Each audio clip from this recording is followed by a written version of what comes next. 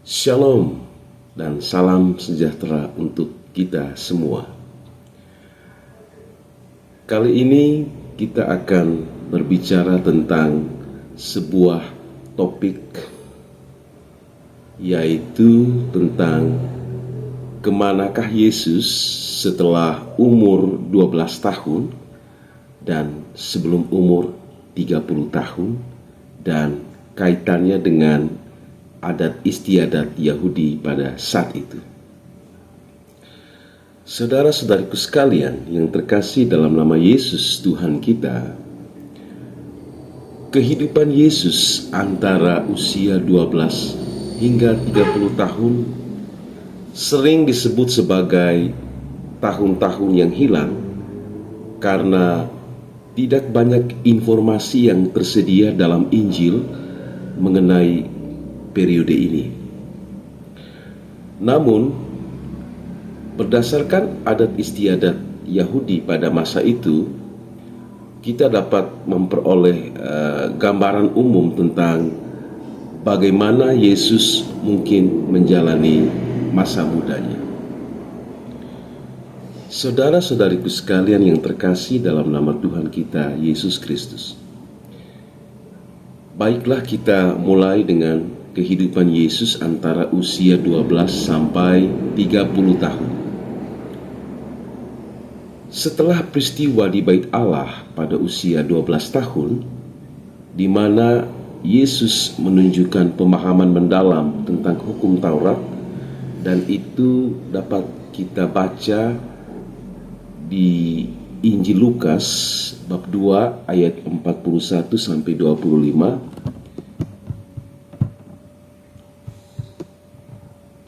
Yesus pada umur 12 tahun dalam Bait Allah. Tiap-tiap tahun orang tua Yesus pergi ke Yerusalem pada hari raya Paskah. Ketika Yesus telah berumur 12 tahun, pergilah mereka ke Yerusalem seperti yang lazim pada hari raya itu. Setelah hari-hari perayaan itu berakhir dan mereka mulai pulang, tinggallah anak itu, Yesus, di Yerusalem tanpa diketahui oleh orang tuanya. Karena mereka menyangka bahwa ia ada di antara orang-orang seperjalanan mereka, berjalanlah mereka sehari perjalanan jauhnya, lalu mencari dia di antara kaum keluarga dan kenalan mereka. Karena mereka tidak menemukannya, kembalilah mereka ke Yerusalem sambil terus mencari dia. Sesudah 3 hari mereka menemukan dia dalam Bait Allah. Ia sedang duduk di tengah-tengah alim ulama sambil mendengarkan mereka dan mengajukan pertanyaan-pertanyaan kepada mereka. Dan semua orang yang mendengar dia sangat heran akan kecerdasannya dan segala jawab yang diberikannya. Dan ketika orang tuanya melihat dia, tercenganglah mereka, lalu kata ibunya kepadanya, "Nak, mengapa engkau berbuat demikian terhadap kami? Bapamu dan aku dengan cemas mencari engkau." Jawabnya kepada mereka, "Mengapa kamu mencari aku? Tidakkah kamu tahu bahwa aku harus berada di dalam rumah Bapakku?" Tetapi mereka tidak mengerti apa yang dikatakannya kepada mereka. Lalu ia pulang bersama-sama mereka ke Nazaret, dan ia tetap hidup dalam asuhan mereka, dan ibunya menyimpan semua perkara itu di dalam hatinya. Dan Yesus makin bertambah besar dan bertambah hikmat dan besarnya, dan makin dikasihi oleh Allah dan manusia. Saudara-saudariku sekalian yang terkasih dalam nama Yesus Tuhan kita, itu adalah bacaan dari Injil Lukas tentang peristiwa di Bait Allah di mana Yesus pada saat itu berumur 12 tahun. Injil mencatat bahwa ia kembali ke Nazaret dan hidup dalam ketaatan kepada orang tuanya. Lukas bab 2 ayat 52 menyatakan bahwa Yesus bertambah besar dan bertambah hikmatnya dan besarnya dan makin dikasihi oleh Allah dan manusia. Ini menunjukkan bahwa ia menjalani kehidupan yang normal dalam komunitas Yahudi, tumbuh dalam hikmat dan kedewasaan. Saudara-saudariku sekalian yang terkasih, beberapa spekulasi dan teori telah muncul mengenai apa yang dilakukan Yesus selama periode ini, termasuk gagasan bahwa ia mungkin melakukan perjalanan ke tempat-tempat seperti India atau Tibet untuk belajar. Namun, saudara-saudariku sekalian, teori-teori ini tidak didukung oleh bukti kuat dan sering dianggap sebagai spekulasi tanpa dasar yang jelas. Baik, kita ke poin yang berikutnya, yakni adat istiadat Yahudi dan perkembangan Yesus. Saudara-saudariku sekalian, dalam tradisi Yahudi, usia 13 tahun menandai peralihan seorang anak laki-laki menjadi dewasa secara religius melalui upacara bar mitzvah. Mari kita mencari tahu lebih dalam apa itu upacara bar mitzvah.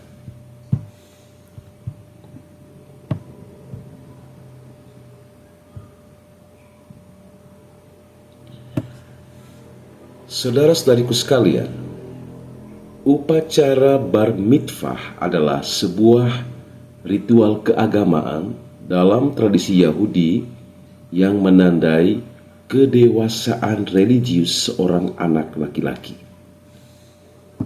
Mari kita menggali lebih dalam upacara bar mitzvah itu sendiri. Nah, apa itu bar mitzvah? Poin yang pertama, bar mitzvah berarti anak perintah dalam bahasa Ibrani. Jadi bar mitzvah berarti anak perintah. Yang kedua adalah upacara ini dilakukan ketika anak laki-laki Yahudi menginjak usia 13 tahun. Poin yang ketiga adalah setelah bar mitzvah, ia dianggap bertanggung jawab secara moral dan religius untuk menjalankan perintah-perintah atau mitzvot dalam hukum Yahudi yang disebut Torah. Jadi anggapan-anggapan yang mengatakan bahwa setelah Yesus berumur 12 tahun dia seolah-olah menghilang. Ada yang mengatakan bahwa Yesus pergi ke India, Yesus pergi ke Tibet lah. Nah, gagasan-gagasan itu tidak berdasar dan tidak memiliki bukti yang kuat. Sehingga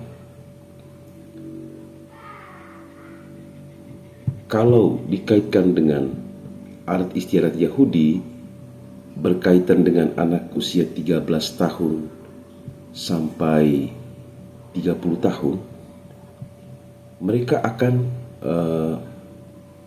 melaksanakan kewajiban-kewajiban sebagai orang Yahudi, termasuk Yesus sendiri. Mari kita lanjutkan, saudara-saudara. Apa yang terjadi dalam upacara bar mitzvah? Yang pertama adalah pembacaan dari Torah.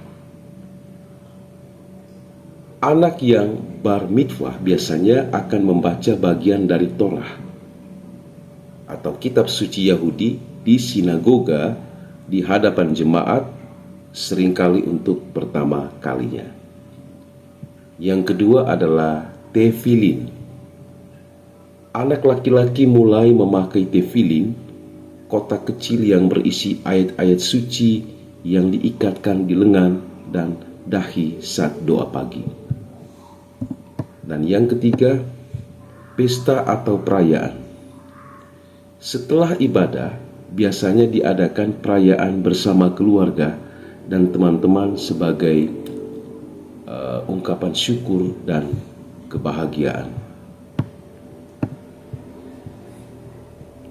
Sehingga ide-ide atau gagasan-gagasan yang mengatakan bahwa Yesus pergi ke India, Yesus pergi ke Tibet, itu bukanlah ide-ide yang memiliki bukti yang kuat dan tidak berdasar. Jadi, karena Yesus adalah orang Yahudi yang taat pada istiadat orang Yahudi, maka kemungkinan besar Yesus melakukan kebiasaan-kebiasaan sebagai orang Yahudi ketika dia berumur 13 tahun sampai 30 tahun. Kemudian untuk anak perempuan disebut bat mitzvah, artinya anak perempuan perintah. Biasanya untuk anak perempuan ini dilakukan pada saat usia 12 tahun, tapi bentuk dan tata cara bat mitzvah bisa berbeda tergantung aliran Yahudi. Jadi ada aliran Yahudi ortodoks, ada aliran Yahudi konservatif, ada aliran Yahudi reformis, dan sebagainya. Saudara-saudariku sekalian yang terkasih dalam nama Yesus Tuhan kita, setelah itu seorang pria Yahudi dianggap bertanggung jawab penuh atas ketaatan terhadap hukum Taurat. Pendidikan agama biasanya dimulai sejak usia dini dengan anak-anak belajar membaca dan memahami kitab suci di sinagoga atau sekolah-sekolah agama. Nah, Yesus sebagai seorang Yahudi kemungkinan besar mengikuti jalur pendidikan ini, mempelajari Taurat dan tradisi-tradisi Yahudi lainnya. Pekerjaannya sebagai tukang kayu menunjukkan bahwa ia juga terlibat dalam kehidupan sehari-hari masyarakat dan mungkin membantu dalam pekerjaan keluarga.